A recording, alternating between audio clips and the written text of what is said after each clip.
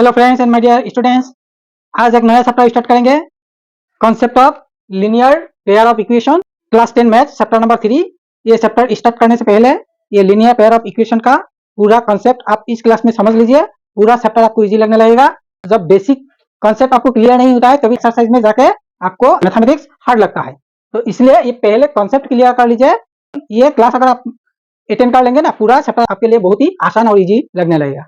तो आज सिखाएंगे आपको ये linear pair of equation in one variable, linear pair of equation in two variable, और लिनियर पेयर ऑफ इक्वेशन को कैसे सोल्व किया जाता है, क्या क्या टाइप हो सकता है, कौन कौन तरीका से सोल्व कर सकता है, कब कौन सा मेथड यूज करने से आपको जल्दी आंसर निकलता है, ये समझाऊंगा आपको। मेथड ऑफ सॉल्यूशन में equivalent equation, inconsistent pair of linear equation, consistent pair of linear equation, dependent pair of linear equation, linear equation का क्या क्या टाइप्स हो सकता है, कौन सा types of linear pair of equation किस मेथड से सोल्व करने से आसानी से आंसर निकलेगा, dependent pair of linear equation. And next types of solution, types of solution में आपको नो सॉल्यूशन, यूनिक सॉल्यूशन मतलब one solution, and many solution कब होता है इसके बारे में आपको अच्छे से समझाऊंगा। नेक्स्ट आता है graphical representation. Graphical representation linear pair का कैसा होता है, इसमें इंटरसेक्टिंग लाइंस, कोइंसाइड लाइन किया है और पैरेलल लाइंस किया है। ये सारा कुछ आपको एक ही वीडियो में अच्छे से समझाऊंगा। तो चैनल को अभी तक सब्सक्राइब नहीं किया है तो प्लीज सब्सक्राइब कर लीजिए, और अच्छा लगेगा तो लाइक कमेंट शेयर जरूर कीजिएगा। तो स्टार्ट करते हैं। पहला linear equation in one variable. Linear equation in one variable मतलब जो इक्वेशन में सिर्फ एक ही वेरिएबल रहेगा, जैसे कि इसका स्टैंडर्ड फॉर्म है a x plus b equal to 0। इसमें एक्स इक्वल टू होता है minus b by A.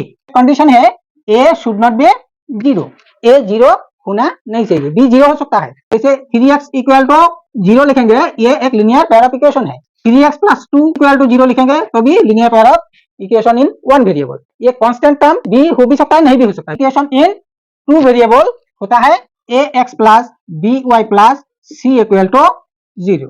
Linear equation in two variable, तो इसमें दो वेरिएबल रहेगा, जैसे कि 3x plus 5y plus 3 equal to 0। Condition होगा ए या बी 0 होना नहीं चाहिए, b should not be 0। B equivalent equation. Equivalent equation क्या होता है, जैसे कि 6x plus 9y equal to 18 लिख दिया। मैं दूसरा एक equation 2x plus 3y equal to 6, इसके साथ अगर 3 मल्टीप्लाई कर देंगे तो 3 2 जार 6, 3 3 जार 9, 3 6 जार 18, यही इक्वेशन आएगा।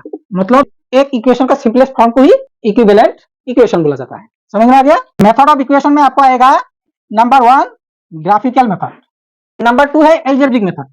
ये एल्जेब्रिक मेथड में नंबर 1 आ सकता है substitution method, method of substitution, और नंबर 2 आता है मेथड ऑफ एलिमिनेशन, और एक टाइप है क्रॉस मल्टीप्लिकेशन मेथड। ये 3 मेथड होता है एल्जेब्रिक मेथड। ग्राफिकल रिप्रेजेंटेशन में क्या किया जाता है, जो लिनियर पेयर ऑफ इक्वेशन होता है उसका एक ग्राफिकल टेबल बनाया जाता है। जैसे कि 3x plus 2y plus 5 equal to 0, पहला इक्वेशन जैसे कि ले लिया, इसका ऐसे एक टेबल बनाया जाता है। टेबल मतलब ऐसे बनाएगा, मतलब इसमें x का वैल्यू क्या लेने से y का वैल्यू क्या आएगा, y का वैल्यू क्या पुट करने से x का वैल्यू क्या आएगा, वो सब इसमें पुट करके ये जो पॉइंट होता है x और y का पॉइंट, उस पॉइंट को ग्राफ में प्लॉटिंग किया जाता है। वो पॉइंट ज्वाइन करने से एक स्ट्रेट लाइन निकल जाता है। लिनियर पेयर में हमेशा क्या होता है, स्ट्रेट लाइन ही आएगा, ये याद रखना है। दो इक्वेशन का दो स्ट्रेट लाइन निकलेगा, तो वो दो स्ट्रेट लाइन जिस पॉइंट में क्रॉस करता है वही पॉइंट दो इक्वेशन का सॉल्यूशन। जिस पॉइंट में दो स्ट्रेट लाइन इंटरसेक्ट करेगा वो इंटरसेक्टिंग पॉइंट ही होता है या उसका सॉल्यूशन। अगर इंटरसेक्ट नहीं करेगा मतलब इसका सॉल्यूशन नहीं है।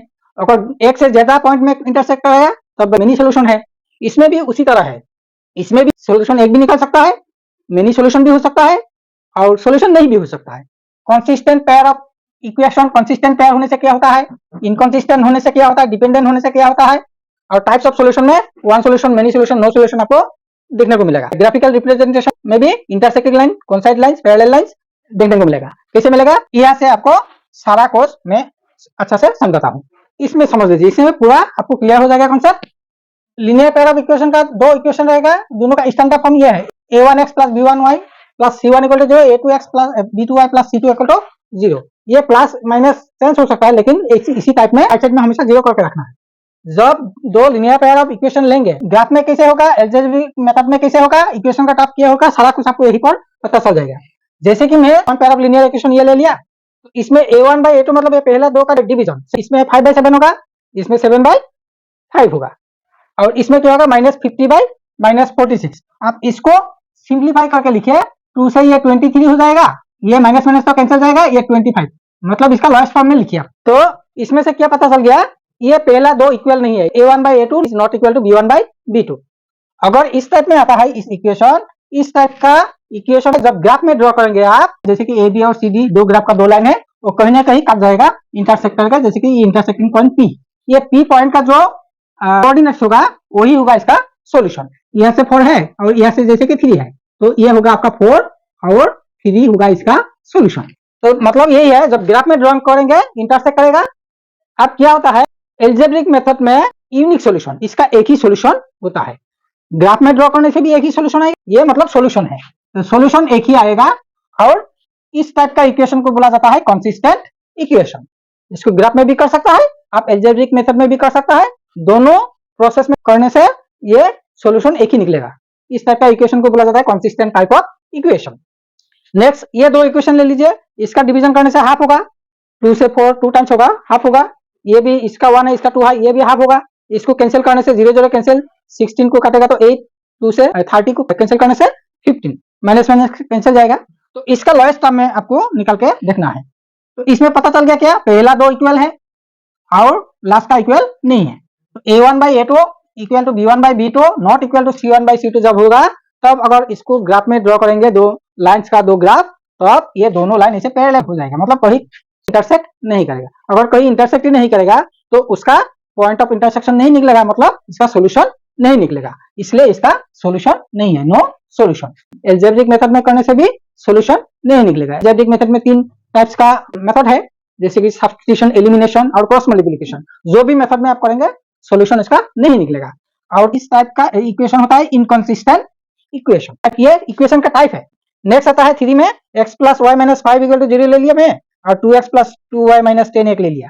ये दो इक्वेशन में आप देखेंगे, इसका भी 1/2, इसका भी बेस 1 है, इसका 2 1/2, इसका -5 और -10 कैंसिल करने से 1/2 होगा, माइनस माइनस कैंसिल जाएगा। तो इसमें क्या हुआ, तीनों बराबर हो गया। तीनों अगर बराबर होता है तो इसको बोला जाता है कोइंसिडेंट लाइंस, मतलब एक लाइन के ऊपर से दूसरा लाइन जाएगा। जैसे कि एक लाइन में ए बी ड्रॉ कर दिया और सी और बी लाइन का जो कोऑर्डिनेट्स है उसको पुट करने से भी वो लाइन ए बी के ऊपर से ही जाएगा, बराबर जाएगा। तो इस टाइप का लाइन को बोला जाता है क्या, कोइंसिडेंट लाइंस ऑफ इक्वेशन। इस टाइप का इक्वेशन में क्या होता है, इन्फिनिटली मेनी सॉल्यूशन होता है, इसका बहुत सॉल्यूशन आएगा, क्योंकि इसका हर पॉइंट में ये दोनों इक्वेशन का पॉइंट इंटरसेक्ट हो रहा है। स्ट्रेट लाइन तो एंडिंग नहीं होता है, तो इसका सॉल्यूशन का भी एंडिंग नहीं है, तो इसलिए इन्फिनिटली मेनी सॉल्यूशन। इसमें एक बात है, एक्स का वैल्यू चेंज होने से वाई का वैल्यू चेंज हो जाएगा, वाई का वैल्यू चेंज होने से एक्स का भी वैल्यू चेंज हो जाएगा, मतलब एक्स और वाई एक दूसरे के ऊपर डिपेंडेंट होता है। तो इसलिए बोला जाता है इस टाइप का इक्वेशन को डिपेंडेंट इक्वेशन। हालांकि इस टाइप का इक्वेशन को भी कंसिस्टेंट इक्वेशन ही बोला जाता है।